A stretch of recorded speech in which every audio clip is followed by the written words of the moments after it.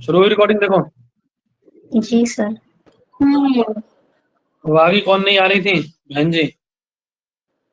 बोले तो हैं उनका एम क्यों वहाँ पे लिखता है फुल नेम पता नहीं तो कैसे पता करें। दिक्कत होगी, चलो क्या कह रहे हैं? क्या कह रहे हैं? अभियोगम अनिस्तीर्य नैनम प्रत्यभियोजयेत्।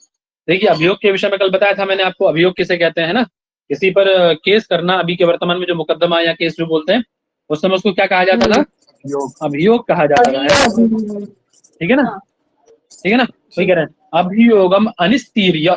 किसी के जैसे मान लीजिए किसी ने आप पे अभियोग किया, है ना, आप पे केस किया, आप उसकी केस से बरी हुए बिना ही उस पे अभियोग कर देते हैं, है ना? न एनम प्रत्यभियोजयेत्। आप पे किसी ने केस किया, आप उसका उत्तर दिए बिना ही आप क्या कर देते, उस पे उल्टा काउंटर केस कर देते हैं। वो आप नहीं कर सकते, ऐसा ऐसा आप नहीं कर सकते, है ना?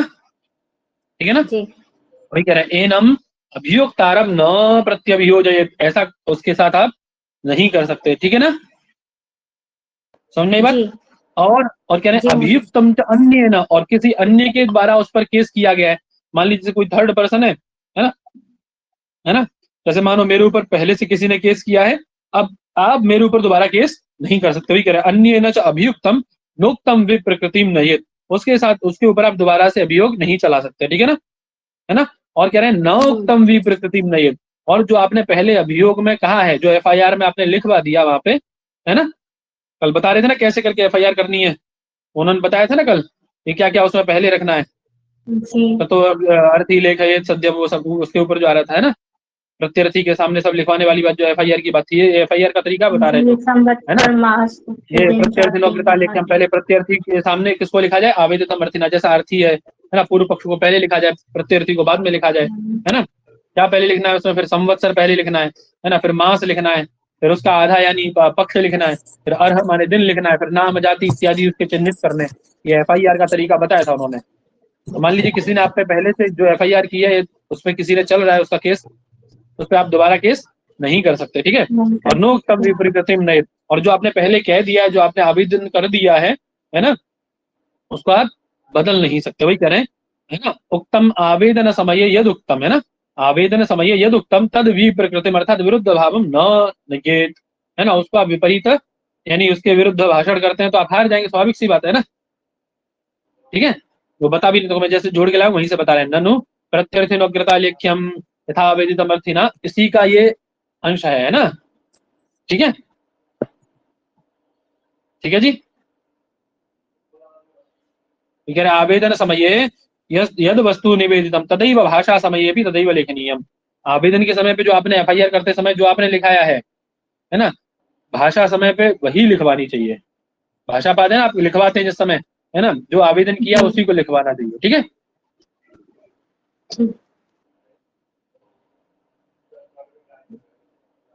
पैर पे ना लगा।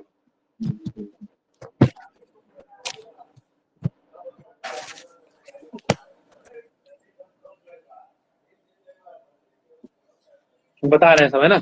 आगे चलो। अब किन किन मैटर में आप ये अभियोग चला सकते हैं, कौन कौन में आपको ये अभियोग चलाने का वो दिया जाता है ना, ठीक है, वो बताएंगे आगे। और क्या कह रहे हैं देखिए, समझिए और क्या कह रहे हैं। और कुर्यात प्रत्यभियोग, प्रत्यभियोग लेकिन कब कर सकते हैं? अभी पूर्व ने क्या कहा आपसे, यदि आप पे अभियोग चलाया जा रहा है, आप पे यदि अपराधी हैं आप पे अपराध चल रहा है, कोई केस चल रहा है ना, तो आप उससे बरी हुए बिना दूसरा अभियोग किसी व्यक्ति पे नहीं कर सकते, आप नहीं कर सकते, बस समझ में आई बात? और ना ही आप पे एक केस चल रहा है तो दूसरा केस आप पे नहीं लगाया जाएगा। ये बात हुई थी पीछे वाले में, ठीक है? कह रहे हैं लेकिन काउंटर अटैक कब कर सकते हैं आप? ऐसा भी होता है ना, हम काउंटर अटैक कर सकते हैं, है ना? तो कब आप काउंटर अटैक कर सकते हैं, कब आप मतलब दोबारा से प्रत्यर्थी पे भी केस किया जा सकता है ना? अब ऐसा तो है नहीं कि ऐसा तो फिर भैया वो व्यक्ति अपना बोली अपनी बात रख ही नहीं पाएगा, है? तो उसके लिए कह रहे हैं कि उस पर आप प्रत्यभियोग भी चला सकते हैं। कब चला सकते हैं?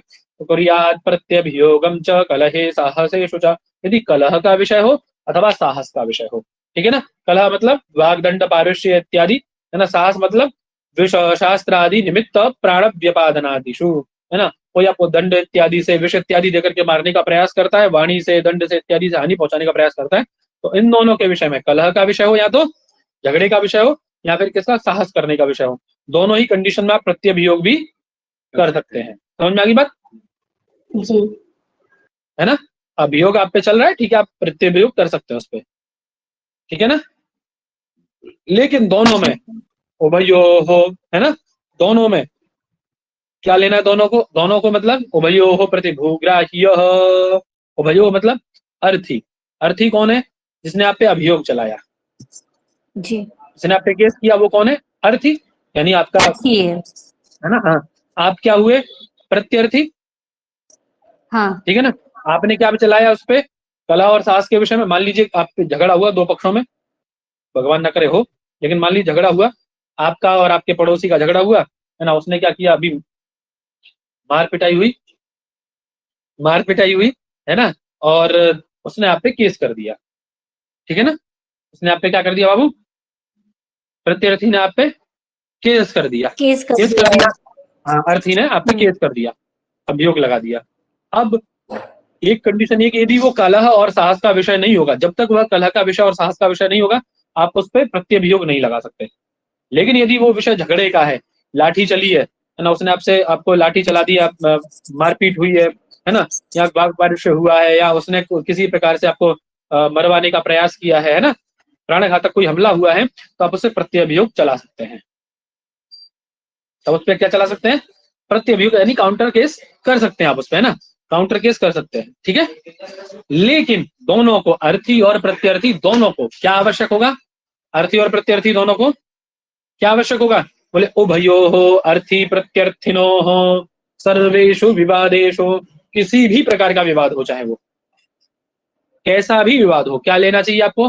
बोले प्रतिभूग्राह्य, प्रतिभू लेना हो। प्रतिभू किसको बोलते हैं अभी? हाँ। प्रतिभू किसको कहा जाता है? साक्षी, एविडेंस है ना? हो, गवाह। जी। प्रतिभू मतलब साक्षी, है ना? साक्षी। ठीक है ना?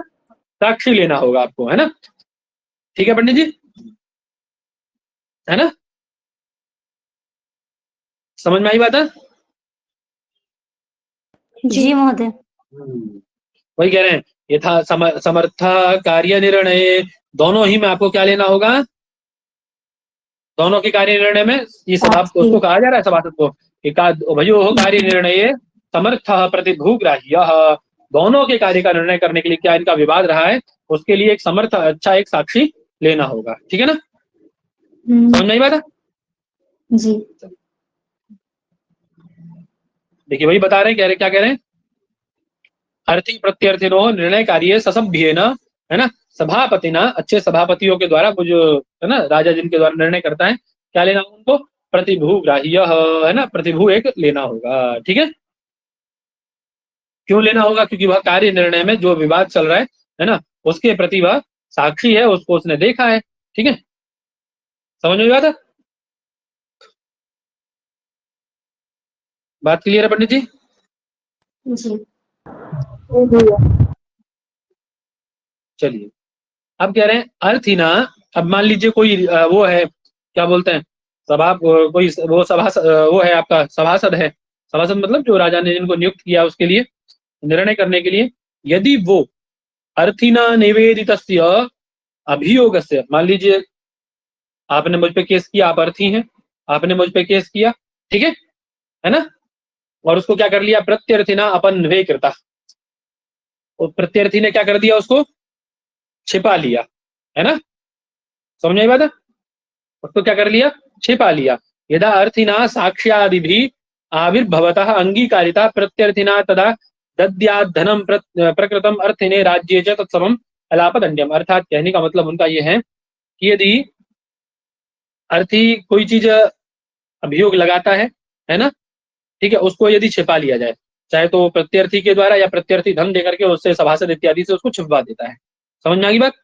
निहन करना मतलब छिपाना, गुप्त कर लेना, है ना? ठीक है, उसको गोपनीय कर देना है। समझ में आई बात? है ना? तो उसको कितना दंड दे राजा? बोले राज्य दद्यात् तत्समम धनम, है ना, दंडम, है ना, राज्य दद्यात् धनम तत्समम, राजा उसको उसके सदृश जितना प्रत्यभियोगी पर लगाया गया, मान लीजिए आपने मुझ पे आरोप लगाया कि इन्होंने हमारा 10,000 रुपए का नुकसान किया है, ठीक है, और यदि मैं उसको 5,000 रुपए खिला करके साइलेंट करा देता हूँ, जब बाद में यदि बात पड़ता पड़ती है, तो उतना ही दंड राजा किसको दे? सभासद को, जितने का अभियोग लगाया गया है। समझ में आ गई बात। और यदि आपने मिथ्याभियोग लगाया है, आपने क्या लगाया है पंडित जी, मिथ्याभियोग, तो मिथ्याभियोगी कितना कितना दंड देना है, कह रहे द्विगुणम अभियोगस्य धनम वहेत। यदि कोई अभियोगी मिथ्या है, यदि वो मिथ्याभियोग लगाता है किसी पे, आपने मुझ पे यदि 10,000 रुपए का झूठा इल्जाम लगाया है, झूठा आरोप लगाया है, जब वो आरोप साबित नहीं होगा तो आपको दुगना उसका दंड मुझे देना पड़ेगा। समझ में आ गई बात। ठीक है पंडित जी, है ना। तो यहाँ से सीधा सीधा ये प्रश्न आ चुका है इस पंक्ति से, याद रखिएगा। मिथ्याभियोगी कितना दंड वहन करेगा, ऐसा पूछा गया था, ठीक है ना। मिथ्याभियोगी कियत, है ना, मिथ्याभियोगी मिथ्याभियोगे कियत धनम वहे, मिथ्याभियोगी मिथ्याभियोग में कितना धन वहन करेगा, तो याद रखिए, याद रहेगा ना। जी तो पंडित जी जी याद रहेगा सबको। अब कल वाला तो याद नहीं, तो कहाँ से याद रहेगा, क्यों संध्या बहन जी, संध्या बहन जी। जी महोदय। कल वाला तो याद नहीं था, कहाँ से याद रहेगा तुम, ये वाला है। चलो याद रखिएगा ना, वही बात कह रहे हैं। तो अर्थ में भी पढ़ लो आप, अर्थ भी देख लो। अर्थी द्वारा लगाए गए अभियोग का निघनव अर्थात छिपाने या अस्वीकार करने पर, म्यूट कर लो, करने पर जो प्रत्यर्थी है ना, ठीक है, जितना आपको बात, जितना वो दंड लगाए, जैसे मान ली 10,000 रुपए आपने आरोप लगाया 10,000 का, तो उसके सदृश प्रत्यर्थी, है ना, करने पर प्रत्यर्थी के सदृश राजा दंड को, धन राजा को दंड स्वरूप देना पड़ेगा आपको, ठीक है ना, छिपा लेने पर जो भी अभियोग लगाए। और झूठा अभियोग लगाने वाला अभियोग के मूल्य का कितना दंड देगा, दुगना, ठीक है ना। क्लियर है बात।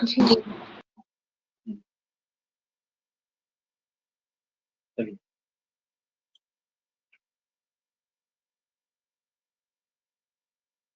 कह रहे हैं, देखिए कब कब के, जैसे आपने कहा था ना, अर्थी लेख है ये सद्या प्रतिज्ञात अर्थ साधनम, है ना, बताया था ना आपने, अर्थी लेख है सद्या, है ना, क्रिया के विषय में बताया था ना ये, जी क्रियापाद के विषय में, है ना, कि उसके विषय में लिखवाना चाहिए शीघ्र ही सद्या अर्थी लेख ये प्रतिज्ञात अर्थ साधनम, जो भी चीजें उनको तुरंत लिखवाए, है ना।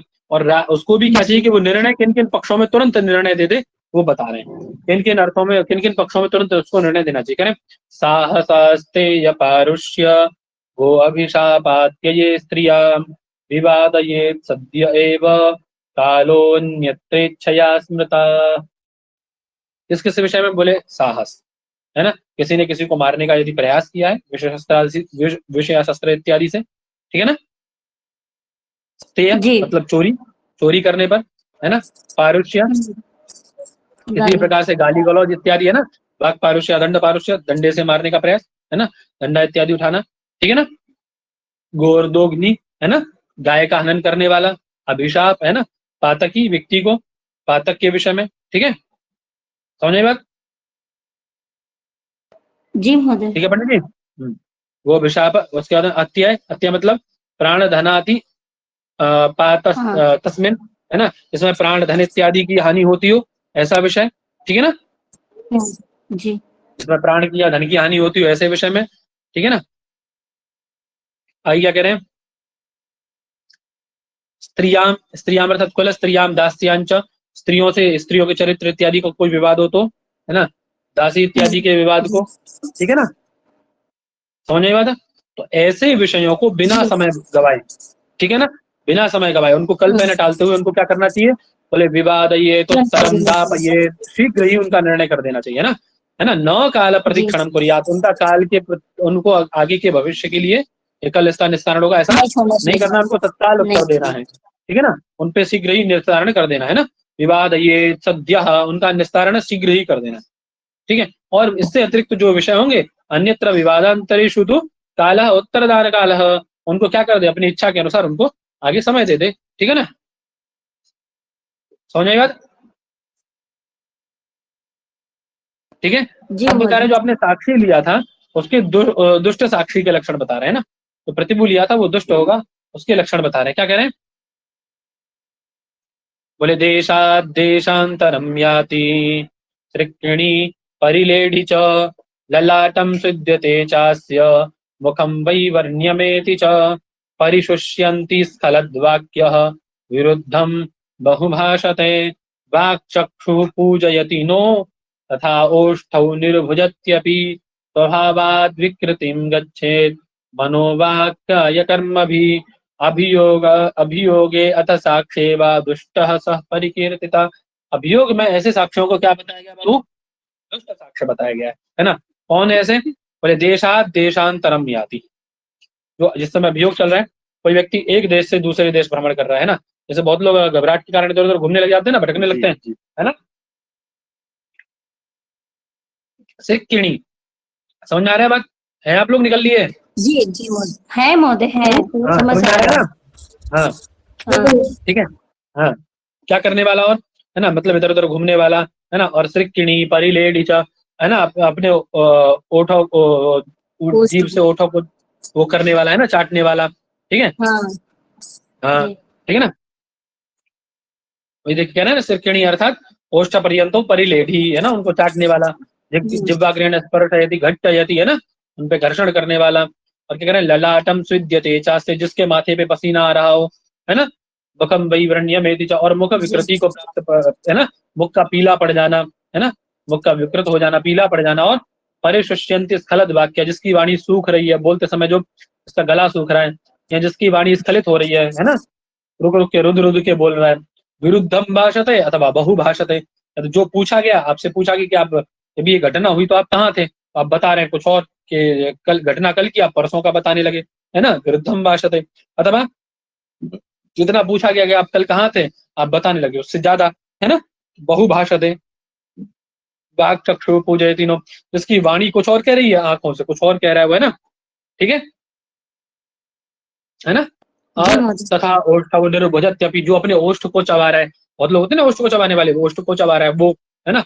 स्वभावाद विकृति गच्छेत, और स्वभाव से विकृति को प्राप्त कर रहा है ना। इसके मन वाणी है ना, काया मतलब शरीर इत्यादि सब अलग अलग कार्य कर रहे हैं ना। समझ आई बात? तो ये सब अभियोग में क्या बताया गया? बोले अभियोगे अथ साक्ष्यवा, अभियोग में या साक्ष्य में इनको क्या बताया गया है? बोले दुष्ट सह परिकीर्तिता, इनको दुष्ट साक्षी बताया गया। कैसे साक्षी बताया गया इनको पंडित जी अभियोग के विषय में? दुष्ट साक्षी। तो याद रहेगा ना ये दुष्ट साक्षी कौन से हैं? इसमें से क्रम पूछा जाता है, याद रखिएगा, है ना। क्रम याद रखिएगा जरा, क्रम याद रखिएगा, इनका क्रम पूछ लिया जाता है। समझ लोगे तो इतना भी कराओगे वहां पे, ठीक है। चलिए, तो समझ में आ रहा है कि नहीं आ रहा है?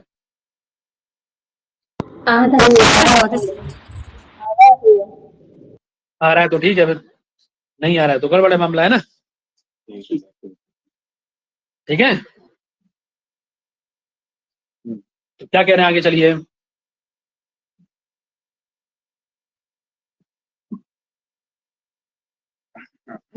संदिग्धार्थम स्वतंत्रो यः साधयेश्च निष्पतेत् न च आहूतो बदेत् किंचित हीनो दंड्यश्च स्मृतः। मान लीजिए आपका कोई धन इत्यादि धन इत्यादि का आपने अभियोग चलाया, और जब आपको उसको साबित करने की बात आई, है ना, तो आप पे संदेह हो गया, है ना। जैसे कोई संदिग्ध धन मिला आपका, है ना, ठीक है। अब उस धन के विषय में वही कह रहा है, संदिग्धम अर्थम धर्मेण न अंगीकृतमेव यः, है ना। जो संदिग्ध धन को धर्म पूर्वक नहीं ग्रहण करता है, ठीक है ना। समझ में बात है? जी जी महोदय। अरे मान लीजिए कोई धन मिला, जैसे अभी रास्ते पे चल रहे हैं और आपको पैसे मिल जाए पर्याप्त मात्रा में, 100, 125, 500, 1000 रुपए के लिए कोई नहीं पूछेगा। लेकिन जब अच्छी पैसे मिलेंगे, है ना, ठीक ठाक पैसा, किसी का बैग वैग पड़ा मिल जाए, है ना, तो अब 5-6 लोग साथ में चल रहे हैं, एक को मिले, झगड़ा करने लगे, उसके बाद पुलिस आ गई, पुलिस धर के ले गई, सबको भी बुला ले गई, और बोले आप लोगों में से किसका है, चलो बताओ, है। वो धन तो संदिग्ध है ना। अब आपके पास प्रमाण होगा उसका, वो प्रमाण पूछेंगे कि अच्छा बताओ कितने रुपए हैं इसमें, है ना, बताओ कितने रुपए हैं इसमें, कितना धन है इसमें, तो कैसे कैसे नोट है इसमें, 500, 1000, 2000 कैसे नोट है इसमें, इस प्रकार के, है ना, धनराशि है, अथवा कितनी धनराशि, तो ये ऐसा, और आपके प्रमाण वो गलत हो जाते हैं, है ना। संदिग्ध अर्थ के विषय में आप स्वतंत्र प्रमाण नहीं दे पाते, है ना, और आपके प्रमाण क्या हो जाते हैं पंडित जी? गलत हो जाते हैं। अर्थात आप क्या करना चाह रहे थे? आप किसी अन्य के धन को अपनी इच्छा से, स्वतंत्र इच्छा से जो लेना चाहता है, साथ ये उसको प्राप्त करना चाहता है, ऐसा व्यक्ति, ऐसे हम और आप थे, ठीक है ना। अथवा अथवा जो आपने स्वीकार कर लिया है ना, ठीक है, मान लीजिए आपका प्रमाणित हो गया, स्वीकार हो गया धन, ठीक है ना। अब वो आपसे मांगा जाता है, ठीक है, कि बताइए कहाँ है वो धन आपको मिला था, तो आप भाग जाते हैं उस जगह से, यानी हम नहीं दे पाएंगे, भाग गए आप, है ना, जैसे वो देश छोड़ छोड़ के भागे विजय माल्या वगैरह, है ना, ऐसा भागने पर, है ना, या फिर आपको बुलाया गया, न तो आहू तो बलित किंचित, आप भागे भी नहीं, है ना, और आपको बुलाया गया, आपसे पूछा गया बताइए भाई आपको धन मिला था, कहाँ है वो सब धन, संदिग्ध अर्थ है, सब कुछ बोल ही नहीं रहे, मौन खड़े हैं, है ना, तो ये सब क्या माना जाता है, बोले सब सबको हीन सस्मृत, उनको हीन मानना चाहिए, हीन अर्थात उनको इस अभियोग में पराजित मानना चाहिए, ठीक है ना, और उनको क्या देना चाहिए, बोले दंड दंड है, ठीक है, याद रखिएगा, ठीक है, जी सर। यही बात नीचे हिंदी टीका में बताना, देख लीजिएगा, ठीक है पंडित जी। जी सर। अब देखिए, मान लीजिए आप भी कोई अभियोग चल रहा है, आप भी साक्षी लेके आए अपनी तरफ से, आपका भी गवाह और हमारी भी गवाह, दोनों की गवाह है, किसके गवाह को पहले सुना जाए, तो उसके विषय में निर्णय करें। बोले साक्षीषु भयता सत्सु, दोनों पक्षों के साक्षी होने पर साक्षिणा पूर्ववादिना, पूर्ववादी जो लोग है, अर्थी व्यक्ति है, उसके पहले साक्ष्य को, उसके साक्षियों को पहले सुनना चाहिए ना, जिसने पूर्व में अधिकार बताया है अपना, जैसे कोई धन मिला, दो लोग उस पर अधिकार बता रहे हैं, है ना, तो जिसने पहले अपना अधिकार बताया कि मेरा धन है ये, उसके साक्षियों को पहले सुना जाए, ठीक है ना, समझ में आता। जी सर। और यदि पूर्व पक्ष अधरीभूत है, यदि पूर्व पक्ष अधरीभूत हो जाता है, यदि आपसे पूछा गया कितना धन है इसमें, और कितने, मान लीजिए उसमें बैग में 5, 7, 10 लाख रुपए हैं, 10 लाख रुपए उसमें, और आपने बताया भैया 5 लाख ही है ना, या आपने 20 लाख बता दी, दुगने बता दिए उसके लालच के कारण, ठीक है, तो अब आपका, अब उसमें उनको पता है कितने रुपए हो, आप पराजित हो गए, तो फिर किसको सुना जाए, भवती उत्तरवादिना, पूर्व पक्ष के पराजित हो जाने पर ही उत्तर को सुनना है, ठीक है ना, उत्तर पक्ष को सुनना है, बात क्लियर है ना। जी बहुत क्लियर। आगे क्या कह रहे हैं, चलिए, सपण चेत विवाद स्यात् सपणम, पण कौन पूछ रहा था, कल कोई पूछ रहा था पण क्या होता है भैया, है पता नहीं। कोई पूछ रहा था पण क्या, पण पुराने समय में व्यवहार में चलते थे, जैसे अभी सिक्का चलता है, सिक्का और नोट चलता है, जैसे अभी सिक्का और नोट चलता है ना, जी सिक्का और नोट चलता है ना, ऐसे उस समय क्या चलते थे, पण चलते थे, है ना, और उसमें वो अलग अलग प्रकार के स्वर्ण चांदी इत्यादि के मोहर वाले, स्वर्ण के, रजत के, है ना, ताम्र के, है ना, ताम्र के, ये जो पण होते थे ये राजघराने के पास, मतलब सीरियल वाइज होते थे, स्वर्ण के राजाओं के पास, रजत के उनके मंत्रियों के पास, ताम्र के और जो अधिकारी वगैरह होते थे उनके पास, है ना, और ये सामान्य जनता होती थी उनके पास चमड़े के, है ना, और ऐसे दमड़ी बोलते थे ना जिसको, ऐसे या कौड़ी, ये सब पण होते थे, इनके पण होते थे, ठीक है ना, ठीक है पंडित जी। तो जो स्वर्ण की पण से व्यवहार होता था वो राजा लोगों का होता था, सामान्य व्यक्ति के पास वो पण नहीं प्राप्त होते थे, जिसके पास ऐसा पण प्राप्त होता था उसको राजघराने का व्यक्ति माना जाता था, समझे, तो ये कह रहे सपन, यदि व्यवहार कैसा है, सपन है, मान लीजिए कोई हम में और आप में यदि कोई बहस हुई, याद देखो ये फला अमुक मैच है, क्रिकेट मैच है, अमुक टीम जीतेगी, अथवा कोई भी, मतलब कोई भी विवाद हो रहा है, उसमें कह दिया कि ये जो युद्ध हो रहा है इसमें ये जीतेगा, चलो शर्त लगाते हैं, है ना, और वो यदि व्यवहार कैसा है, वो यदि विवाद कैसा है, सपन हो रहा है, अर्थात उसमें पैसे की शर्त लगाई जा रही है, दोनों तरफ से पैसा लगाया गया, ठीक है ना, तो वही कह रहे हैं सपन चेत विवाद स्यात्, सपन यदि विवाद है ना, तो उसमें जो भी हारने वाला है राजा क्या करे उसको, स्यात् तत्र हीनम तुदापयेत्, तो जो हारा है ना, उससे पैसे लेकर के राजा उसको दिलाए, है ना, ठीक है, समझ में बात है।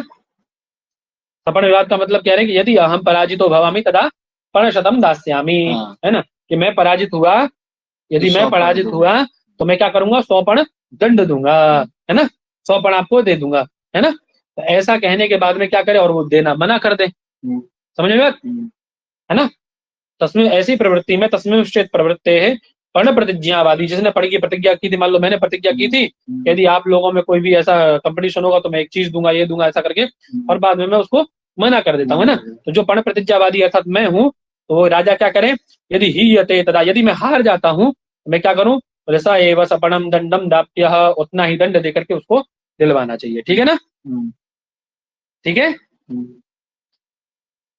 जी बात क्लियर हुई जी?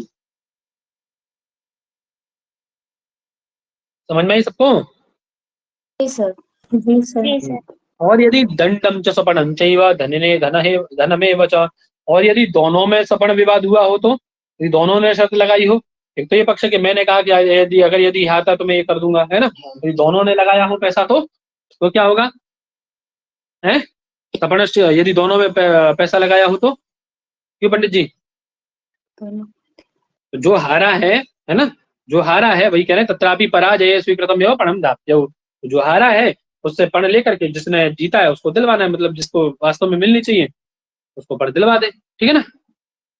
अथवा जिसका धन है उसको धन दिलवावे, धनी ने धन में बचा, जिसका धन है उसको धन दिलवा दे, वही बात कह रहे। देखिए यदि सपण विवाद हो रहा है तो पण की प्रतिज्ञा करने वाला हारता है, ठीक है ना। जिसने पण की प्रतिज्ञा की थी वो हारेगा, स्वाभाविक सी बात है ना। जब ऐसा होगा तो उससे क्या करें, उससे प्रतिज्ञात धन राजा स्वयं दिलवा दे उसको, है ना। और यदि दोनों ही कम और अधिक की शर्त लगाते हैं, मान लीजिए आपने 100 रुपए लगाए और मैंने 50 लगाए, या मैंने 100 लगाए आपने 50 लगाए, ठीक है, तो जिसकी हार होती है, जो हार जाएगा वो क्या करेगा, पराजय स्वीकार करने वाले से पण दिलवाया जाएगा, ठीक है ना। धन जो जिसका धन है उसको दिलवाया जाएगा, ठीक है। ठीक है पंडित जी? हैं? जी सर। हम्म,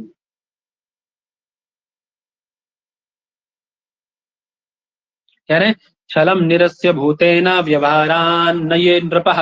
राजा को क्या करना चाहिए, छल का त्याग करके, है ना, छल प्रमाद इत्यादि का त्याग करके, छलम प्रमादाभिहितम निरस्य परित्यज्य, है ना, जो वास्तविक स्थिति है ना, यथाभूत जैसी स्थिति है ना, वस्तु तत्वानुसारेण व्यवहारान न ये, है ना, व्यवहार का विषय करना चाहिए, अपना निर्णय देना चाहिए, समझे।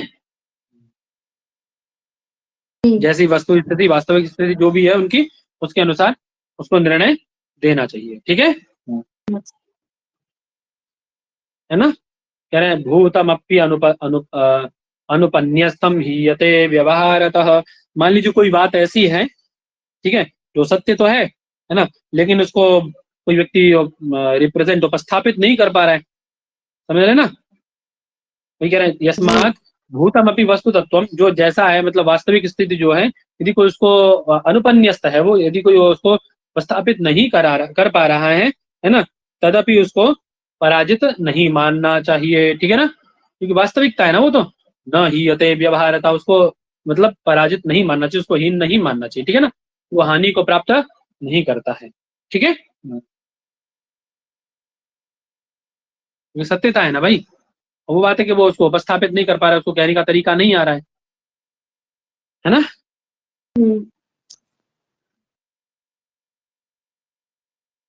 आगे क्या कह रहे हैं,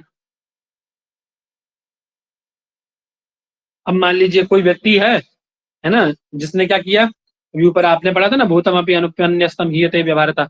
मान लीजिए आपकी कोई वस्तु है, चोरी हुई है ना, अब चोरी हुई वस्तुओं में आपने 10 वस्तुएं चोरी हुई है ना, अब 10 वस्तुओं में आप कितनी लिखवा पाए, केवल आपने 8 वस्तुएं लिखवाई, 8 नहीं लिखवा और 2 नहीं लिखवा पाए आप, है ना, ध्यान नहीं रहा था उनको, आप बता नहीं पा रहे कैसी थी कैसी थी, है ना, उनको उपन्यस्त नहीं कर पा रहे हैं, समझ आ रही बात,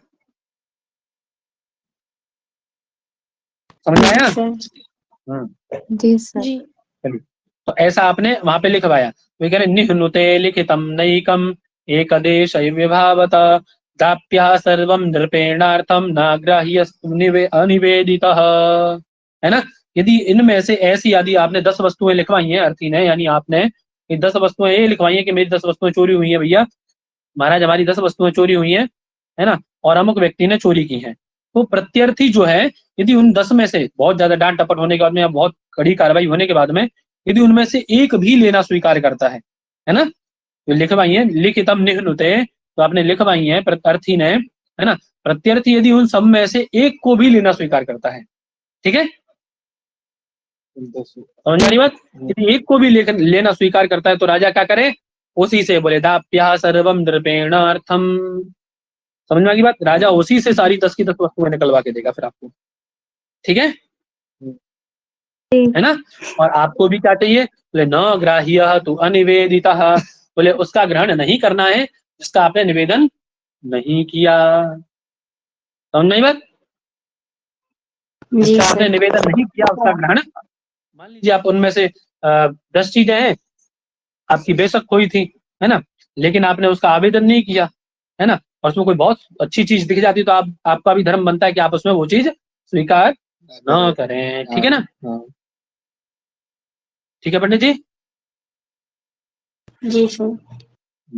जी। अब कह रहे हैं यदि परस्पर दो स्मृतियों में विरोध होगा तो क्या होगा, तो यहाँ देखिए, यहाँ से प्रश्न आया है ना, कह रहे स्मृत्यो विरोधे न्यायः तु बलवान व्यवहारतः। यदि परस्पर दो स्मृतियों में विरोध हो जाए, मनुस्मृति और याज्ञवल्क्य की स्मृति में, दोनों में परस्पर यदि विरोध होता है तो कौन बलवान होगा उसमें, क्यों पंडित जी हैं? दोनों धर्मशास्त्र आपके, दोनों याज्ञवल्क्य स्मृति या मनुस्मृति, दोनों में यदि विरोध हो जाए तो कौन बलवान होगा, हैं? न्याय। तो क्या कह रहे हैं, न्यायः तु बलवान व्यवहारतः।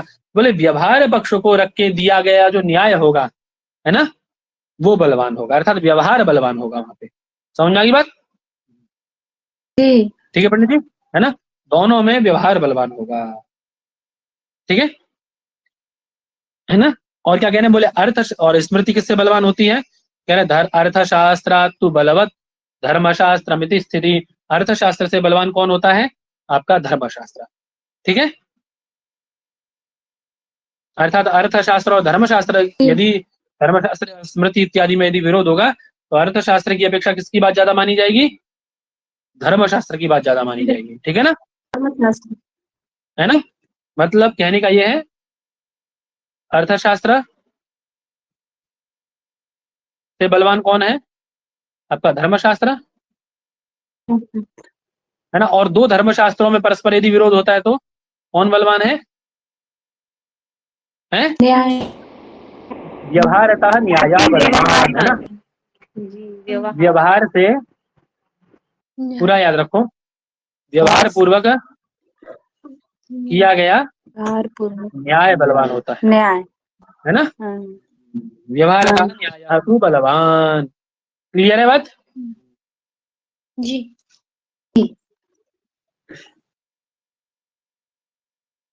अब प्रमाण की बात आ रही है, प्रमाण कैसे लिए जाएंगे, क्या प्रमाण लिया जाएगा, तो बता रहे हैं। आज तो जल्दी नहीं चल रहे ना, बोलते 2x की स्पीड में बोलते हैं भैया, आज तो 2x नहीं है। नहीं सर, नहीं नहीं नहीं। कह रहे, हाँ कोई तो कह रहा था, पता नहीं कौन कह रहा था, शायद यही कह रही थी संध्या बहन जी, बोले कहाँ से सुने 2x की स्पीड पे करके सुन लो, वो ऑलरेडी पहले से 2x की स्पीड चलती है, हैं? जी सच में।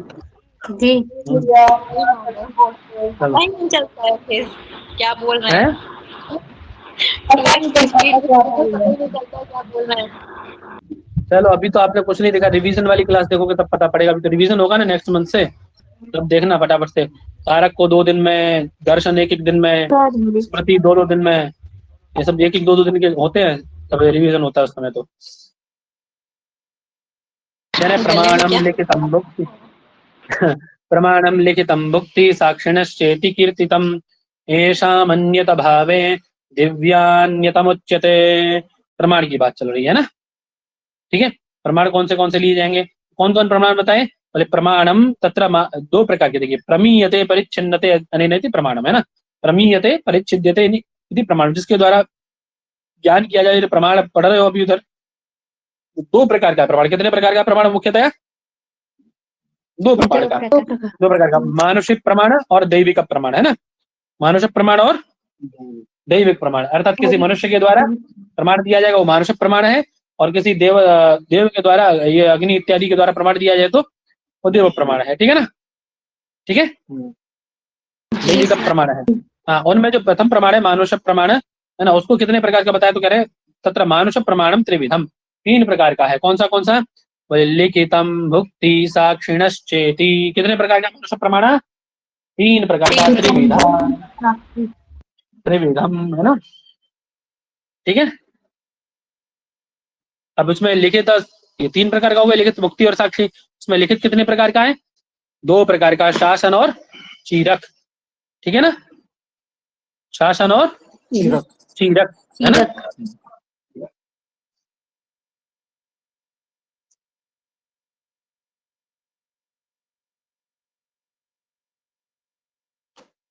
आगे आएगा सब। हाँ, क्या कह रहे हैं आगे तो समझ में आया ना। प्रमाणम लिखितम भुक्ति साक्षिणा चेति कीर्तितम। प्रमाण कितने प्रकार के बताए, लिखित, भुक्ति और साक्षी। कौन से प्रमाण के प्रकार हैं ये वाले प्रमाण कौन से हैं, मानुष प्रमाण है ना, जी। ठीक है ना। हाँ, बोले इनका अभाव यदि हो, मान लीजिए कोई लिखित प्रमाण भी ना हो, किसी के पास कोई भक्ति प्रमाण ना हो, कोई साक्षी प्रमाण ना हो, तो क्या करें, बोले ऐसा अन्यत भावे दिव्यान्यतम उच्यते, तो फिर आपको दैव्य प्रमाण लेना है ना, दैवी का प्रमाण लेना है। ठीक है, ठीक है पंडित जी। जी जी महोदय। जी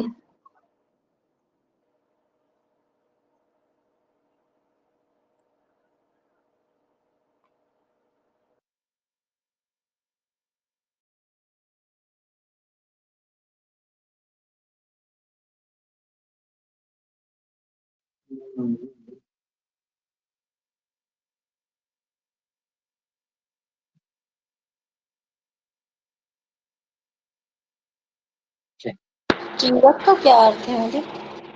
है बेटा, चीरक का क्या अर्थ है? चीरकम शासनम तो चीरकम, वो जो अर्थ बताया ना लिखित के वो है। हाँ हाँ, कीरकम तो वक्ष्यमाण लक्षणम, जिसके लक्षण बताए गए हैं। क्या बताया गया देखिए, यहाँ तो कट गया, कोई नीचे दिया नहीं कुछ भी, या है यहाँ पे, देखते हैं फोटो को।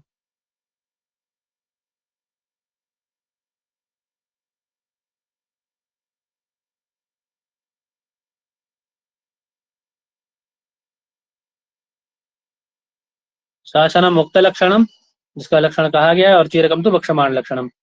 साक्षिणा वक्षमाण स्वरूप निम्नलिखित साक्षिणा शब्द व्यक्ति द्वारे न शब्द अंतर्भाव ब्रह्मांड मुक्त, और दिया भी नहीं है मैंने।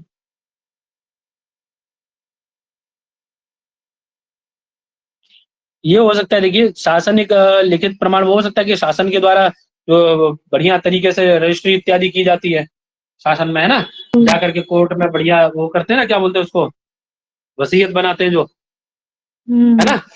हाँ, वो हो सकता है। और एक खुद से लिख के चले जाते हैं, तो शासन के द्वारा लिखवाए जाते हैं, खुद से लिख के जाते हैं, ये चीरक होगा फिर, है ना।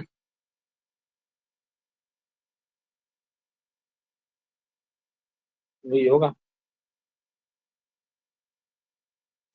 दिया भी नहीं है उन्होंने, आगे शायद देंगे। चलो, उफ, क्या है आगे, चलिए। कह रहे हैं सर्वेषु अर्थ विवादेशु, यदि कोई किसी भी प्रकार का अर्थ विवाद होता है, अर्थ मतलब, अर्थ मतलब हाँ धन इत्यादि संबंधित, है ना। हाँ, धन इत्यादि, यहाँ से प्रश्न आया, सीधा सीधा ये पंक्ति पूछी गई थी। धन इत्यादि से संबंधित यदि कोई विवाद होता है तो कौन सी क्रिया बलवती होगी, तो क्या कह रहे हैं, सर्वेषु अर्थ विवादेशु बलवती उत्तरा क्रिया। कौन सी क्रिया बलवान होती है पंडित जी, उत्तरा क्रिया, ये क्रिया बलवान है ना, उत्तरा क्रिया बलवान होती है ना। वही कह रहे हैं, ऋणादि सर्वेषु अर्थ विवादेशु उत्तरा क्रिया बलवती, है ना। अर्थात जो उत्तर में अपना विषय बताता है वही बलवान होता है। समझ में आई बात, ठीक है ना। जो बाद में प्रमाण दिया जाता है वही बलवान माना जाता है ना। जैसे यथा कश्चित ग्रहणेन धारणम साधयति, कश्चित प्रतिदानेन अधारणम, तत्र ग्रहण प्रतिदानयोः, है ना, ग्रहण देने लेने में और देने में, है ना, प्रमाण सिद्धौ सिद्धयोः प्रतिदानम बलवती बलवद इति प्रतिदानवादी जयी भवति। अर्थात देने और लेने में, लेने वाला और देने वाला, तो कौन बलवान होता है इसमें, ग्रहण प्रतिदानयोः प्रमाण सिद्धयोः, दोनों में प्रमाण सिद्ध हो जाए तो कौन, प्रतिदान वाला, ठीक है ना, प्रतिदानी विजयी भवति। समझ में बात। तथा जैसे पूर्वम द्विकम शतम गृहीत्वा कालांतरे त्रिकम शतम अंगीकृतवान, पहले 200 रुपए दे करके, है ना, क्या करता है, कालांतर वो 300 रुपए लेना अंगीकृत करता है। तत्र उभयत्र प्रमाण सद्भावे भी, दोनों प्रकार के प्रमाण यदि हो तो कौन सा बलवान माना जाएगा, उत्तर वाला, दूसरा जो स्वीकार किया, ठीक है ना। जी, समझ में बात ना। तो दूसरी बात कही जा रही वो बलवान होगी, मतलब बात ही है पूरी पूरी, ठीक है। अब चाहे वो पहले 300 रुपए लेना और बाद में 200 रुपए लेना स्वीकार करे, दोनों में से वही बलवान माना जाएगा जो उत्तर में कहा है उसने, ठीक है। और कह रहे हैं आधौ प्रतिग्रहे क्रीते पूर्वा तो बलवत्तरा, बोले पूर्वा क्रिया कब बलवती होती है, तो आधि और प्रतिग्रह में, ठीक है। आधि बोलते हैं बंधक को, आधि किसको बोलते हैं पंडित जी, बंधक का मतलब जानते हैं, बंधक का मतलब जानते हैं, ये तो हाँ महोदय, जो गिरवी होता अरे है ना वो बेटा, गिरवी रखते हैं ना चीजों को, हाँ गिरवी रखते हैं ना बेटा, कोई चीज गिरवी रख के पैसे उठाते हैं, वही बंधक बोला जाता है, ठीक है ना? वो लोन जो मिल रहा है है ना? वो भी तो यही होगा ना। ठीक। ठीक है ना? है ना? हम्म। प्रतिग्रह करना, है ना, किसी को दान इत्यादि देना, है ना, दान में, अथवा कोई क्रय विक्रय करना, है ना, इसमें इसमें कौन सी है ना, दान इत्यादि में और क्रय विक्रय में, है ना, इनमें कौन क्रिया बलवान होती है? तो कह रहे पूर्वातु बलवत्तरा, पूर्व वाली बात पहले मानी जाती है, ठीक है ना? जैसे एकमेव क्षेत्रम अन्यस्य अधिकृत्वा किमपि गृहीत्वा पुनः अन्यस्य, है ना, अपि आधाय किमपि गृह्णाति, तत्र पूर्वस्य एव तद्भवति, यानी पूर्व व्यक्ति का ही वह हिस्से में आता है, ठीक है, पूर्व व्यक्ति का ही वह होता है, ठीक है। ठीक।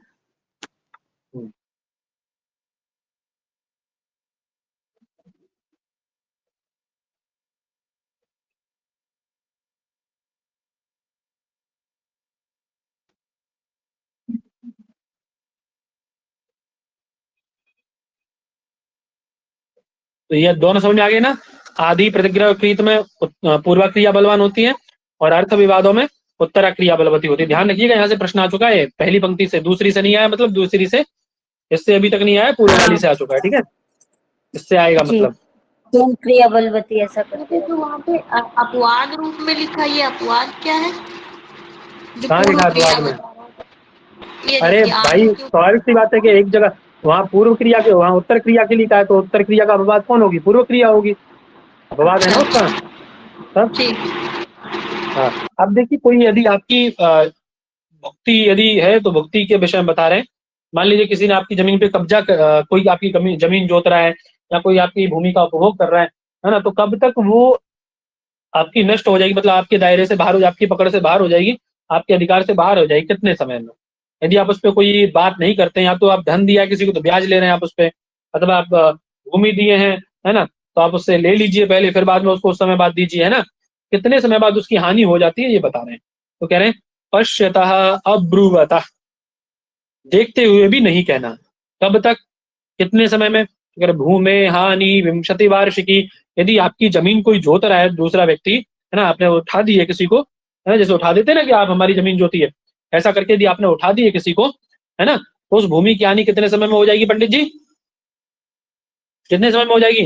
अगर विंशति वार्षिकी भूमि हानि, 20 साल में, 20 साल में आपकी भूमि आपके हाथ से, 20 साल तक यदि आप देखते हुए भी कुछ नहीं कहते उससे, है ना, तो लगान लेते हैं, कुछ भी नहीं कह रहे हैं उससे, तो आपकी जमीन आपके हाथ से चली गई, आप भूल जाइए कि आपकी जमीन थी वो, है ना।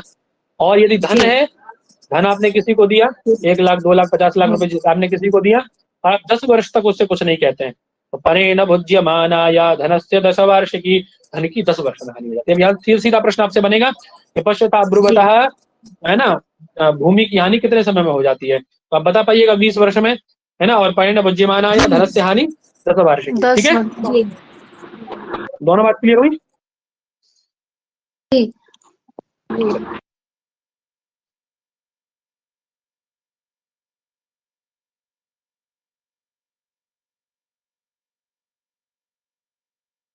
अब कह रहे हैं देखो, इसका अपवाद आ गया है, आपने कहा था ना हानि हो जाती है ना, तो कह रहे हैं भैया किस किस के उसकी हानि नहीं होती, देखिए किस किस चीज की हानि नहीं होती उसमें, है ना, किस किस की हानि नहीं होती वो बता रहे हैं। क्या कह रहे हैं? आधी की, आधी मतलब है बंधक, जो बंधक दिया गया बंधक, हो। हाँ, गिरवी, अभी बताया थोड़ी देर पहले, भूल गए हैं?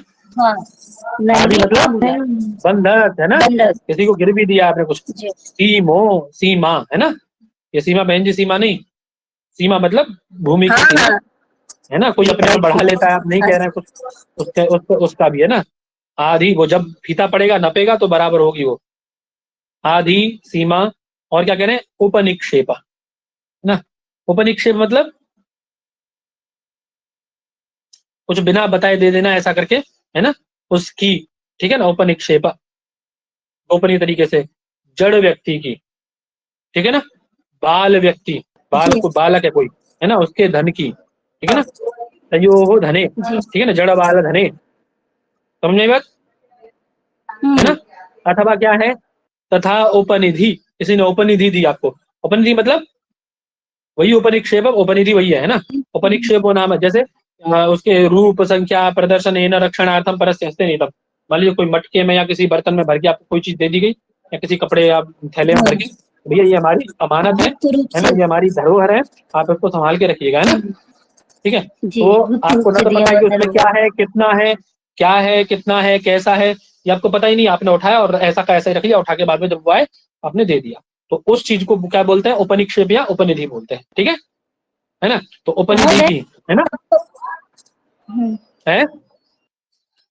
तब तो कोई लास्ट बाद में कोई ब्लेम भी कर सकता कि इसमें ये नहीं, मेरा ये था, ऐसा भी हो सकता विश्वास क्या? बेटा, विश्वास पे चलती थी ना पुरानी चीजें। अच्छा अच्छा अच्छा। इतने गंदे लोग नहीं थे ना पहले बेटा, विश्वास पे ज्यादा चीजें चलती थी ना। पहले जाते थे लोग अपने घर की चाबियां दूसरों के यहाँ दे जाते थे भाई। हमें भी याद है जब भी हम लोग मतलब हाँ बहुत छोटे छोटे थे तब भी ऐसा होता था, नानी क्या जाते थे तो जैसे अभी क्या है कि खेत वेत पे जाना है घूमने, है ना, जुलाई गर्मियों में हम लोग का तो मुझे लग रहा है बचपन हमारा 5-6 साल तक तो नानी के यहाँ ही रहे हम लोग। हम लोग को तो पहला भी हमारे मामा जी या नानी जी लोगों नहीं है, है। तो जाते थे अभी जब भी खेत वेत पे घूमने के लिए, तो सामने चाबी दे जाते थे, सामने वाली जो अम्मा जी या जो भी थी नानी जी, उनके यहाँ चाबी दे जाते थे, बोले ये लो, है ना, आप घर में क्या रखा है, कुछ भी रखा है वो दे गए चाबी उधर। जो आएगा बड़ा बेटा आएगा हमारा, वो खेत पे गया, वहां से आएगा वापस काम वाम करके, उसको चाबी दे देना, वो आके ले लेगा। जी। अब होता था, अभी कोई देखे देखे देखो, अभी नहीं दे सकते आप, सगे व्यक्ति को नहीं दे सकते आप। यदि बराबर में चाचा जी हाँ कोई रह रहे हैं आपके, तो आप उनको उनके यहाँ नहीं देके जा सकते आप, तो सबसे बड़ा खतरा आपको उन्हीं से है ना। तो उपनिधि, और क्या कह रहे हैं, बोले राज स्त्री और श्रोत्रियाणाम धन, है ना, धनम, है ना, राजा का, स्त्री का और श्रोत्रिय का धन, इन तीनों का धन, आदि सीमा उपनिक्षेप, जड़ का बालक का इनका धन, जड़ बालक का धन, है ना, उपनिधि, और राजा स्त्री और श्रोत्री इत्यादि का धन, इनका नाश चाहे वे 20, 50, 100, 1000 कितने भी साल रखी रहे, इनका नाश कभी नहीं होता। समझ में आ गई बात, इनकी हानि कभी नहीं होती। जी ठीक है पंडित जी। सर।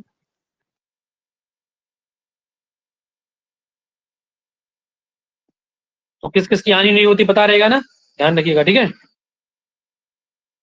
हाँ वो पूछ सकता है। जी।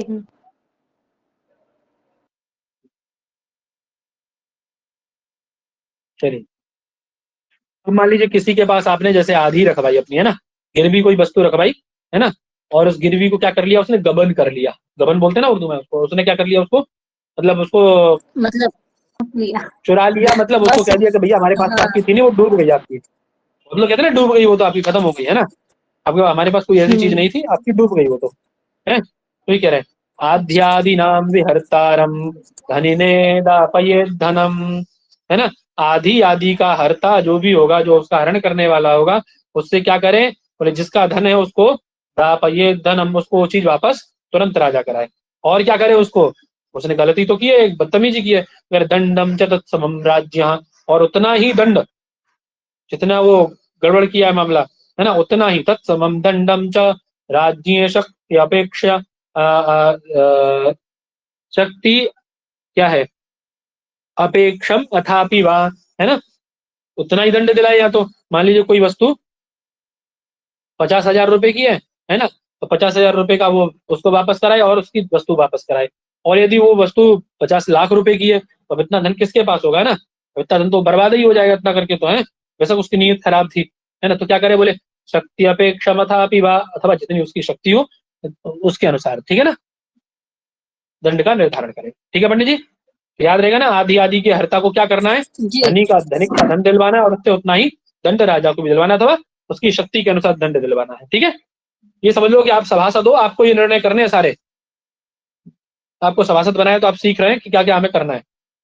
ठीक है, यदि आपके सामने कोई केस आता है ऐसा आदि के गबन करने का, जी। तो आपको क्या करना है, तो जो आदि का हर्ता है उससे धनिक का धन वापस कराना है, और उससे उतना ही दंड राजा के राजकोष में, अथवा जितनी उसकी शक्ति क्षमता है उतना दंड वापस कराना है उसे। ठीक है, ठीक है पंडित जी। जी। है ना, मनु ने दंड निर्धारण किए, देखिए यहाँ से प्रश्न आता है पंडित जी, दिग्दंडम प्रथमम कुर्यात् वाग्दंडम तदनंतरम तृतीयम धन दंडम तो बद दंडम अतः परम। 4 दंड बताए। ये 4 से क्रम आया था एक बार हाँ। लगाने को, पता है? क्रम लगाने को आया था जी इनका महोदय। क्रम आया था और सब उल्टा उल्टा लगा के आए थे। अच्छे पंडित उल्टा लगा के आए थे पंडित जी। नहीं तो उसका ऑप्शन दो ना, एक जैसा दे दिया था महोदय। ये क्रम उल्टा लगा के आए थे। 73 कोड की बात कर रहा हूँ मैं, ठीक है? हम तो इसका लोगों क्रम ने याद रखो, इसका क्रम याद रखना। दिग्दंड, उसके बाद वागदंड, फिर धनदंड, फिर तीसरा वधदंड, ठीक है ना? वो चौथा वधदंड, ठीक है? ठीक है जी। और ये वधदंड के कितने स्थान बताए उन्होंने? वधदंडापि शारीरो ब्राह्मणातिरिक्त दश, अतिरिक्त के लिए 10 प्रकार का है ना? 10 स्थानानि दंडस्य मनु स्वयं भुवो ब्रवीत, है ना? 10 स्थान बताए दंड के। कितने स्थान बताए मनु ने? 10। हाँ, ठीक है। कौन से? उपस्थम उदरम जिह्वा हस्तौ पादौ च पंचमम। उपस्थ, उदर, जिह्वा, हस्त, पाद, कितने हो गए? 5। चक्षु नासा च कर्णौ जी च धनम देहस्तथैव च, कितने हो गए? 8 ही हुए ना? 10। 10 हो गए। चक्षु चक्षु नासा चक्रम चधन हो तो गया 10 ना। चलो त्रिशूल ध्यान रखिएगा इनको ना। स्क्रीनशॉट ले लो, बाद में नोट कर लेना इनको। ये स्क्रीनशॉट ले लो, बाद जी में नोट कर जी। लेना इनको।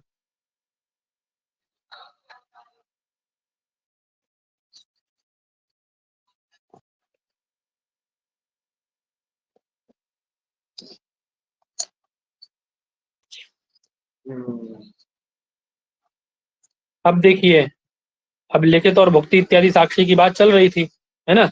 अब कौन प्रमाण किससे अधिक बलवान होता है, लिखित प्रमाण कब होता है और आपका भुक्ति प्रमाण कब होता है, उसकी चर्चा हम लोग कर रहे थे, है ना? तो कौन बलवान होगा लिखित प्रमाण में और भुक्ति में?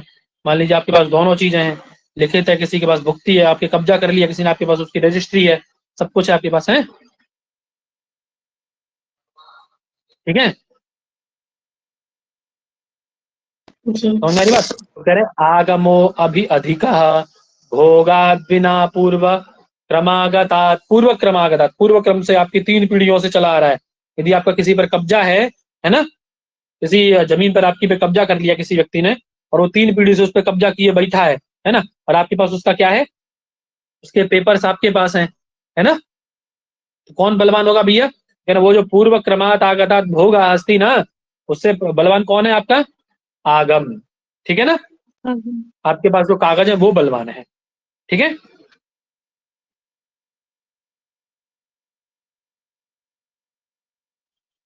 ठीक है पंडित जी। आगमः भोगातपि अधिकः बलीयान, बात क्लियर है?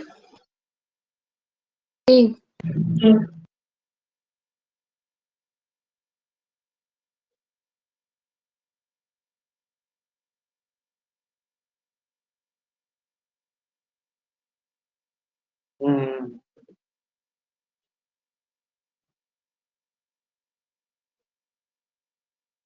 आगे क्या कह रहे हैं देखिए।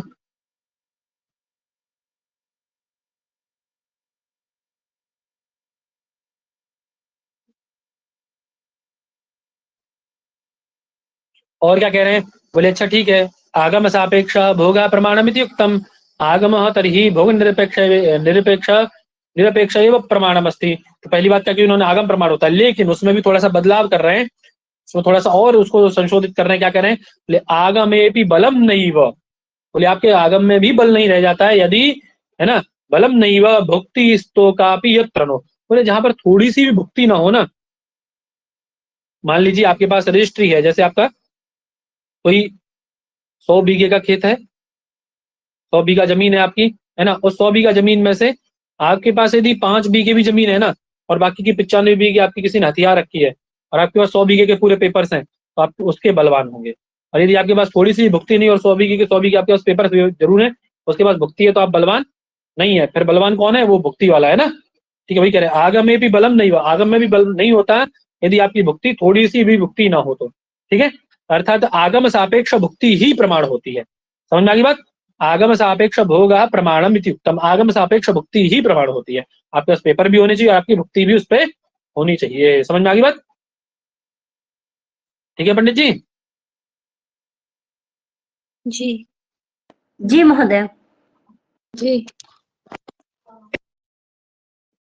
सारा कानून सीख जाओगे आज, देख लो। कह रहे हैं आगमस्तु कृतः येन सोऽभियुक्तम तमुद्धरेत्। बोले जिसने आगम प्रमाण किया, जिसने वो कराई है, रजिस्ट्री कराई है, या जिसने भी वो भी कराया है, जो भी है ना, वो प्रमाण लिया है, जिसने कोर्ट में उसका रजिस्ट्री कराई है, जिसने खरीदी है जमीन उसने रजिस्ट्री कराई होगी।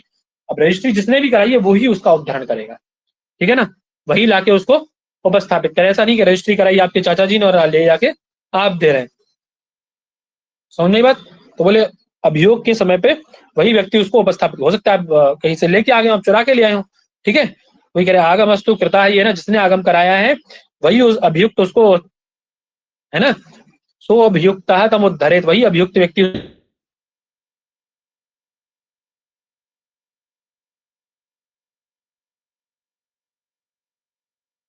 आवाज ही चली गई महोदय आपकी, है ना? नहीं बोल रहे हैं जी बोल रहे हैं, आवाज नहीं आ रही है महोदय, बोल रहे हैं।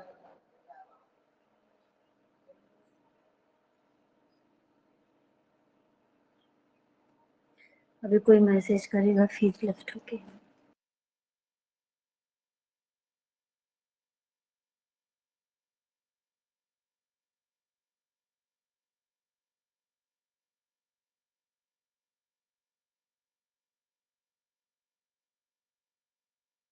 पकड़ा जाएगा, 36 तक हो जाएगा। तो ये 28 चला, इसमें 36 ही तो है महोदय, इसके बाद से तो ऋणादान प्रकरण आ जाएगा। हाँ चलो चलो चलते हैं, करते हैं आगे। तो समझ में आ रहा है आप लोगों को ना?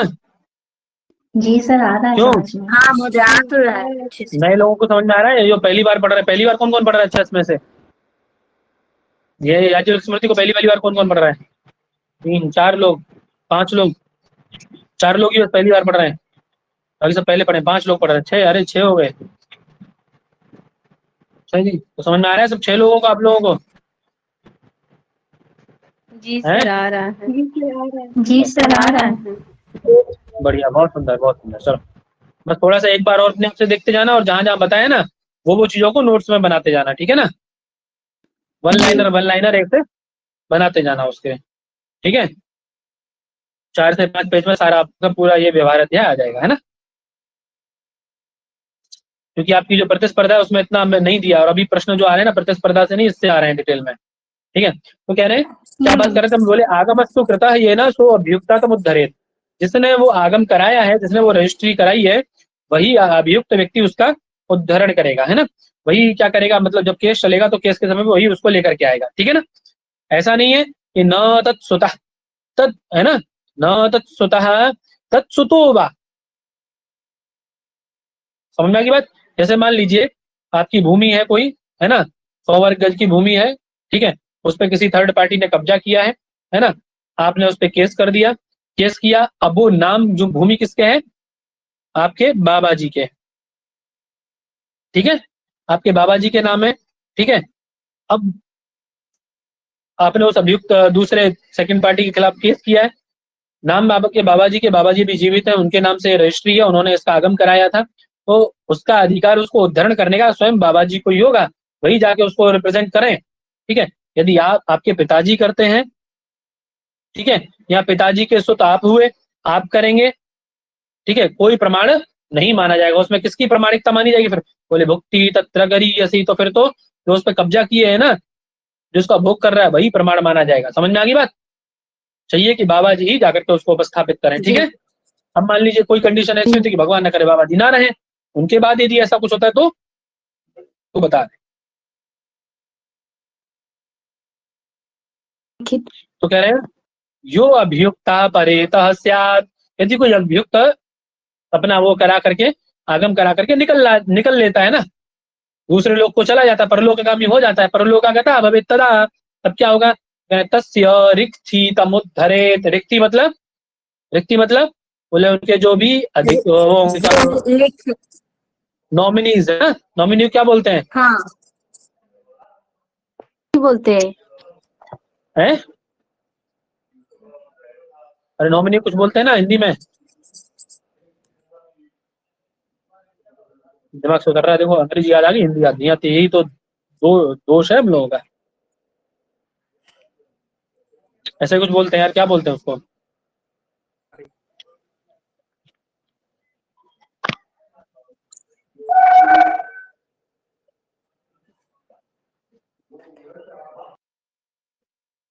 वसीयतनामा। ना ना कुछ और बोलते हैं। हकदार बोलेंगे, अधिकारी, कुछ ऐसा। उत्तराधिकारी, देखो ये लिखा है ना, पुराने में लिखा है, इसलिए बैग लेके आया था मैं आप लोगों को, है ना। तो उसका जो उत्तराधिकारी है उसके बाद में, है ना, जो नॉमिनी है उसका, वही क्या करे उसका, है ना, तस्य रिक्ति तम उद्धरति थी, वो नहीं है तो चले गए, तो है ना, कह रहे न तत्र कारणम मुक्ति आगमेन विना कृता। ठीक है, तो समझ में आ गई बात नहीं है? ठीक है पंडित जी, जी है महोदय। ना। वही कह रहे हैं न तत्र कारणम भुक्ति आगमेन विना, वहां पर जो भुक्ति है बिना कागज के, बिना आगम के प्रमाण नहीं मानी जाती। ठीक है ना। तो याद रखिएगा कौन उद्धरण करिए, यहाँ से प्रश्न बन सकता है सीधा सीधा। जो अभियुक्ता परे तस्यात्, यदि अभियुक्त चला जाता है तो उसके अनुपस्थिति में कौन उसका उद्धरण करेगा, उसके आगम का कौन करेगा? रिक्ति।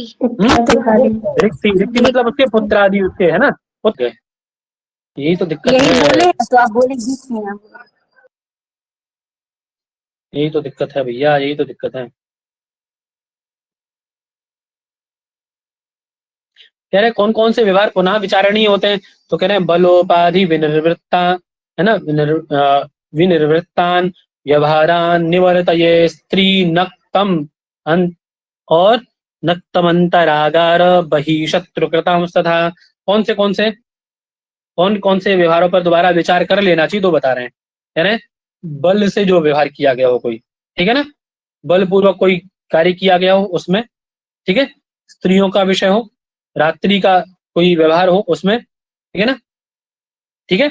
और अंतागार मतलब गृह के अंतर्गत कोई व्यवहार हुआ हो, घर के, गांव के, है ना, अथवा गांव के बाहर का कोई व्यवहार हो, ठीक है ना।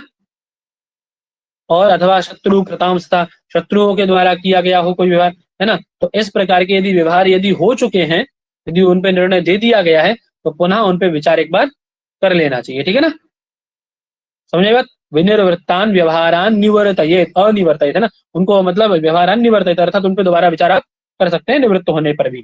ठीक है, अब किन किन पे व्यवहार सिद्ध नहीं होता, तो देखो बता रहे हैं, किस किस पे आप केस नहीं कर सकते, कौन कौन ऐसे हैं। कह रहे हैं मत्त, उन्मत्त, आर्त, व्यसनी, बाल, भीत, आदि योजिता, असंबद्ध कृतश्चैव व्यवहारो न सिद्ध्यति। इन सब पे व्यवहार आपका नहीं चलता। मत्त अर्थात मदनी व्यक्ति, मदो, है ना, नशा इत्यादि करने वाला। उन्मत्त, उन्माद में, है ना, 5 प्रकार के उन्माद बताए, वात, पित्त, श्लेषम, सन्निपात, ग्रहण संभवेन उपरिष्ट, है ना। आर्त अर्थात व्याधि से युक्त, बीमार, ठीक है ना। व्यसनी कोई व्यक्ति, ठीक है, किसी प्रकार का व्यसनी हो, उसके ऊपर व्यवहार नहीं चलेगा। बालक के ऊपर कोई व्यवहार नहीं चलता है। डरे हुए व्यक्ति के ऊपर कोई व्यवहार नहीं चलता। ठीक है ना, इन सब के ऊपर कोई भी व्यवहार का विषय नहीं चलता। ठीक है ना। जी। और क्या कह रहे हैं, बोले गुरु शिष्य, है ना, गुरु शिष्य के मध्य में कोई व्यवहार नहीं चलेगा। पिता पुत्र आपस में, है ना, दंपति पति पत्नी, ठीक है ना, स्वामी भृत्य में कोई नहीं होता। ठीक है ना, इनका परस्पर कोई व्यवहार नहीं चलता। ठीक है ना।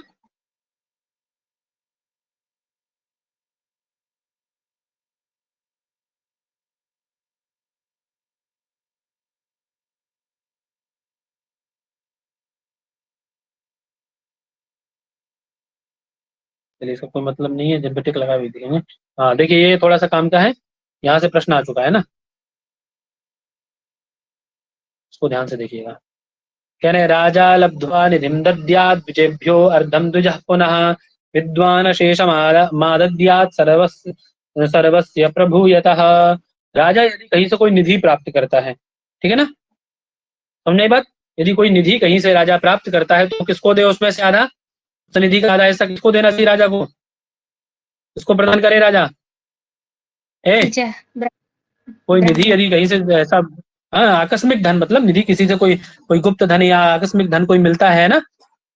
अरे जैसे किसी की कोई वस्तु खो गई, है ना, अब वो किसी को पा जाए, मिल जाए किसी को, वो लाके राजा को निवेदित कर दे, तो वो क्या होती है, निधि कहलाती है, ठीक है ना। ऐसे धन को क्या कहा जाता है, निधि कहा जाता है, ठीक है ना। ऐसे धन को क्या कहा जाता है बेटा, निधि। निधि कहा जाता है, ठीक है ना। हाँ, तो उस निधि को यदि राजा कहीं से प्राप्त करता है तो क्या करे, कितना दे, बोले दुजेभ्य अर्धम, ब्राह्मणों को आधा दान दे दे उसका, ठीक है ना, ठीक है। और यदि ब्राह्मण इसको प्राप्त करे तो बोले द्विजा पुनः, यदि निधि लब्धवा तो, यदि द्विज कहीं से प्राप्त करता है तो, यदि वो विद्वान है ना, तो क्या कह रहे हैं, सर्वस्य प्रभु यतः अशेषम आदद्यात्, है ना, तो वो सारी निधि को अपने आप रख ले, क्यों, क्योंकि वो सबका स्वामी है, सबका प्रभु है, ऐसा कह रहे हैं वो, है ना, ठीक है, ठीक है पंडित जी। जी सर। जी कह रहे इतरेण निधौ लब्धे। अभी बात आ रही कि यदि द्विज से वो निधि प्राप्त होती है तो द्विज को आधा देकर के अपने पास रख ले बाकी का राजा, है ना। जैसे मान लो कहीं किसी जगह पे से उसको 1 लाख रुपए मिले, 1 लाख पण प्राप्त हुए किसी ब्राह्मण को, तो राजा क्या करे, उसको 50,000 उसको दे दे, 50,000 अपने पास रख ले, है ना।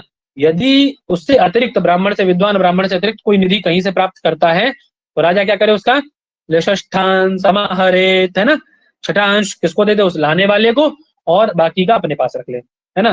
जैसे मान लो किसी को 100 पण प्राप्त हुए तो राजा क्या करे, उसमें से 6 पण उसको देते जो लेके आया निधि, है ना, और बाकी 94 पण अपने पास रख ले। तो बोले ये तो कमाल की बात है भाई, मिला हमें, है ना, और 94 पण कौन ले गया, राजा, और 6 हमें मिले बस खाली। इससे अच्छा तो हम बताएंगे ही नहीं, सारे के सारे 100 के 100 अपने पास रख लेंगे, है ना। तो पहले राजाओं के गुप्तचर होते थे भाई साहब, है ना। तो ये उसने यदि राजा को बता दिया, अर्थात आपने राजा के यहाँ निवेदित नहीं, धन ऐसा नहीं, अगर अनिवेदित विज्ञात, आपने निवेदित नहीं किया, आपको 100 पण मिले हैं, आपने बताया नहीं राजा को, पता तो पड़ेगा उसको, है ना। यदि वो जान जाता है तो बोले दाप्य तम दंड में बचा, तो जितनी आपको निधि मिली है उतना ही आपको दंड और देना पड़ेगा, फिर निधि जो छिन जाएगी आपसे उतना ही दंड देना पड़ेगा। तो यहाँ से इस पंक्ति से प्रश्न आया था, ठीक है ना, इस पंक्ति से आ चुका। ये पंक्ति भी दोबारा पूछी जा सकती है, अथवा ये द्विज वाला पूछा जा सकता है कितना देना है, अथवा नीचे वाली पंक्ति से भी प्रश्न बन सकता है, क्योंकि प्रश्न बनाने वाला ऊपर नीचे से ही बनाता है थोड़ा बहुत, ठीक है ना। ठीक है पंडित जी, है ना। अब मान लीजिए कोई चोर से, यदि चोरा हृतम, जैसे निधि प्राप्त हुई, ऐसे चोर के द्वारा चुराया गया धन कहीं से प्राप्त होता है ना, चोर हृतम द्रव्यम, है ना। यदि कोई राजा को प्राप्त होता तो वो क्या करे उसका, है राजा क्या करे उसका, देयम चौर हृतम द्रव्यम राजा जान अपदाय, तो जो भी उसके राज्य का व्यक्ति, यदि उसके राज्य के व्यक्ति से वो चुराया गया है, मान लीजिए आपका राज्य, आपके राज्य के व्यक्ति से वो धन चुराया गया, तो आप जाकर के उसको निवेदित कर दीजिए, ठीक है, ठीक है पंडित जी। तो यदि ऐसा नहीं करता है राजा, यदि राजा ऐसा नहीं करता, देता नहीं उसका धन, तो कह रहे हैं अदधि समाप्नोति किल्बिषम यस्य तस्य तत्। यदि आपको धन मिला और आपने, मेरा धन है, मेरा धन चोरी हुआ था, मैंने आपके पास निवेदन किया और आपने चोर को पकड़ लिया, आपने उससे धन ले लिया, और यदि आप मेरा धन मुझे वापस नहीं कराते, अदधि समाप्नोति, तो क्या करेंगे आप, बोले समाप्नोति किल्बिषम यस्य तस्य तत्, जिस किसी का भी वो धन है उसके वो सारे पाप उस व्यक्ति को लग जाते हैं, उस राजा को लग जाते हैं, ठीक है। अब आपका ऋण दान प्रकरण शुरू हो जाता है यहाँ से, कल से इसको